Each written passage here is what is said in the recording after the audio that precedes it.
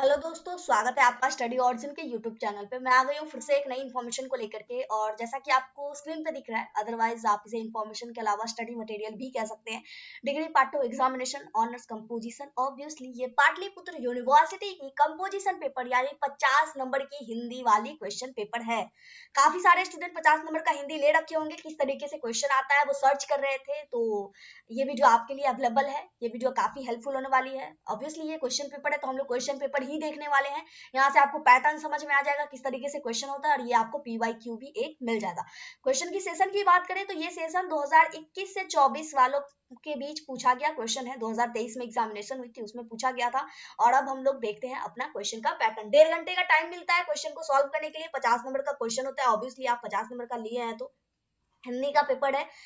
Code की बात करें, पीपीयू डी2 मतलब PPU degree part 2 composition 50 marks, Hindi arts मतलब ये हिंदी है तो आर्ट्स का ही आया। ओवरऑल हम लोग इस कोड पे ध्यान देंगे, ठीक है। 50 मार्क्स का हिंदी जिसका जिसका है सबका ऐसा ही होगा। Honours composition degree part 2 examination. अब हम लोग चलते हैं क्वेश्चन की ओर। तो क्वेश्चन से पहले थोड़ा सा हम लोग एड्रेस देख लेते हैं। तो एड्रेस क्या है यहाँ पे, यथासंभव अपने शब्दों में उत्तर दे। उपराप्त मतलब ऑब्वियसली ओवरऑल सेम है जो हर एग्जाम में होता है। अपने शब्दों में आंसर देना होता है, छाप के तो लिखना नहीं होता है, ठीक है। तो यहाँ पे अब हम लोग देखेंगे पहला क्वेश्चन। निम्नलिखित में से किन्हीं 3 प्रश्नों के उत्तर दे, ठीक है। क्वेश्चन यहाँ पे 6 दिए गए हैं। पहला जो पार्ट है आपका, मतलब क्वेश्चन आपको 3 भाग में दिया रहेगा। 50 नंबर का पेपर है जिसमें 3 पार्ट में आपका क्वेश्चन आता है। टोटल क्वेश्चन देखिएगा तो आपको समझ में आएगा, ठीक है। एक पहले पार्ट में क्या है, 6 क्वेश्चन दिया गया जिसमें से आपको 3 क्वेश्चन बनाना है। 10-10 नंबर का एक एक क्वेश्चन है। तो 30 नंबर आपको पहला क्वेश्चन सॉल्व कर लीजिएगा, उसी से आ जाएगा, ठीक है। क्वेश्चन की अगर हम बात करें तो क्या पूछा गया है, खून का रिश्ता कहानी की विशेषता का चर्चा कीजिए। जो भी आप पढ़े हैं तो आपको पता होगा, जो भी है चर्चा करना है। प्रेमचंद हिंदी के सर्वश्रेष्ठ कथाकार है, इस कथन को सिद्ध कीजिए। आखिर कैसे हैं सर्वश्रेष्ठ कथाकार, कैसे हैं और ऐसी कौन सी चीजें हैं जो उनको सर्वश्रेष्ठ कथाकार बताने की मतलब है ना कि व्याख्या करती है। तो वो आपको स्टेटमेंट यहाँ पे प्रॉपर तरीके से लिखना है। दुलाई वाली कहानी का सारांश लिखिए। कौन सी कहानी आप लोग पढ़े हैं तो उस कहानी का ओवरऑल समरी क्या है अपने शब्दों में लिख देना है। समर शेष है, कविता का भावार्थ लिखिए। समर शेष है, देखने से लग रहा है जैसे जो समर सीजन है वो बचा हुआ है। हालांकि आपने क्या पढ़ा है, उस कविता के का अर्थ क्या निकल करके आता है, उस कविता में कवि कहना क्या चाहता है, इसकी जो भी है व्याख्या करनी है। 4 क्वेश्चन कुछ इस तरीके का हो गया। दूसरे और 2 क्वेश्चन यहाँ पे इधर है। मुगलों ने सल्तनत बख्श दी अथवा खून का रिश्ता कहानी के कथ्य और शिल्प पर प्रकाश डाले, ठीक है। दोनों में से किसी एक कहानी जो आपने पढ़ रखी है उसका स्टेटमेंट और जो भी उसमें चीजें हैं, जिस तरीके से उसकी रचना करी गई है, उसका जो है पूरा का पूरा व्याख्या करना है। ईदगाह कहानी बाल मनोविज्ञान की कहानी है। ईदगाह कहानी सबको पता होगा। ओवरऑल सब लोगों ने पढ़ रखा है हर क्लासेस में, मतलब हर क्लासेस में नहीं लेकिन सभी को कहीं ना कहीं किसी ना किसी क्लासेस में इस कहानी को पढ़नी ही थी। तो ओवरऑल ये किस तरीके से एक चाइल्ड की मेंटालिटी को डेवलप करता है, और एक बच्चा जो भी चीजें हैं जो आप पढ़ रखे हैं सबको पता कहानी क्या है, तो उसकी चर्चा करनी है ओवरऑल। तो ये हो गया दूसरा। अब ये पहला पार्ट कंप्लीट हो गया। जैसा कि मैंने बताया 3 पार्ट में क्वेश्चन आएंगे, तो पहला पार्ट कंप्लीट हो गया। 6 क्वेश्चन है, 3 क्वेश्चन बनाना है। 10-10 नंबर का तीनों बना लिए, 30 नंबर का काम आपका हो गया। अब आगे की बात करते हैं। तो दूसरे पार्ट में अगर आप देखें तो दूसरे पार्ट में भी 6 क्वेश्चन है, ठीक है। 6 क्वेश्चन यहाँ पे है। और इसमें क्या है ना, एक क्वेश्चन आपका 2.5 मार्क्स का है, ठीक है। 2.5 मार्क्स का है। क्वेश्चन की बात करें तो मैथिली शरण गुप्त किस राज्य के वासी थे, उनकी 2 पुस्तक कौन सी है, नाम लिखिए। सिंपल सा है, 2 नंबर का क्वेश्चन है, आधा पेज में लिख करके निपटा देना है, काम हो गया। बिहार के किन्हीं 4 साहित्यकारों के नाम लिखिए। जो भी साहित्यकार हैं उनके नाम बताइए। समास की परिभाषा देते हुए द्वंद्व समास के 2 उदाहरण दे देना है। सबको पता है, पढ़े हुए 10th से 9th मतलब 8 9 10 सब में पढ़े होंगे, तो ये आपको लिख लेना है। संज्ञा के कितने भेद है, इजी सा बच्चों वाला क्वेश्चन है। भाववाचक संज्ञा के 2 उदाहरण दीजिए।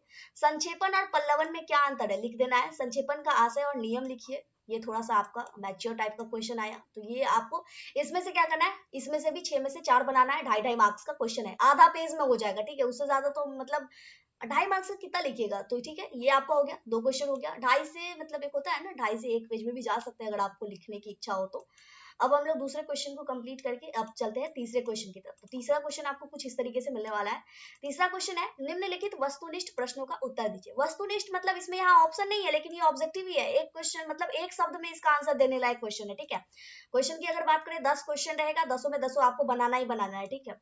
मुरझाया फूल किसकी रचना है, कौन लेखक है, लिख देना है। हिंदी दिवस कब मनाया जाता है, मुगलों ने सल्तनत किसको बख्श दी। गोस्वामी तुलसीदास कवि थे या गद्य लेख, एक लाइन का है, क्या थे, कवि थे या गद्य लेखक थे, तो जो है बता देना है। जयशंकर प्रसाद का जन्म कौन से प्रदेश में हुआ था, थोड़ा बहुत आप पढ़े होंगे, मतलब ओवरऑल कहानी की पूरी चर्चा करने से पहले ओवरऑल पूरा व्याख्या करे होंगे तो आपको पता होगा। भीष्म शाहिनी की किसी एक कृति का नाम लिखे, उन्होंने मतलब उनकी एक कोई ना कोई रचना होगी, उनका नाम लिखना है। हीरो जी किस कहानी का पात्र है, सिंपल है, जो कहानी है उसका नाम लिखना है। श्रृंखला की कड़िया किसकी रचना है, कौन किसने लिखा था। सदगति कहानी के लेखक कौन है, यशोधरा किसकी रचना है। मतलब अगर ऑब्जेक्टिव वाले को अगर आप गौर से देखें तो ये ओवरऑल जो है ना मैक्सिमम क्वेश्चन किस कहानी को किसने लिखा था या किसने क्या कहानी लिखा था, इसी के आधार पे है। तो एक चीज तो आपको आ गया, 10th में भी आपको बताया गया होगा कि कौन सी कहानी किसने लिखी, ये याद रखिए। तो ओवरऑल ये आपको हर समय काम होने वाला है, ग्रेजुएशन में भी आपका इसी टाइप का क्वेश्चन आ रहा है।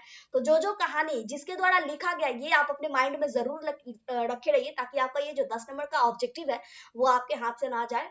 इजी सा है ना कि आखिर जब हम कहानी पढ़ रहे हैं तो कौन कहानी किसने लिखा है ये एक्चुअली पता होना चाहिए। तो इस तरीके से आपके क्वेश्चंस आते हैं कंपोजिशन 50 मार्क्स के।